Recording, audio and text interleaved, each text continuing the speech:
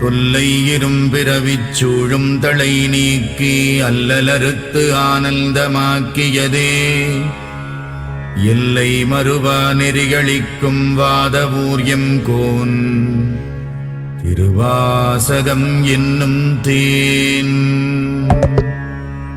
நமச்சிவாய வாழ்க, நாதந்தாள் வாழ்க, இமைப்பொழுதும் என் நெஞ்சில் நீங்காதான் தாழ்வாழ்க.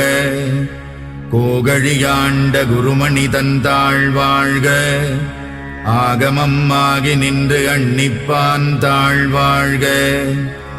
ஏகன் அநேகன் இறைவனடி வாழ்க, வேகம் கெடுத்தாண்ட வேந்தனடி வெல்க.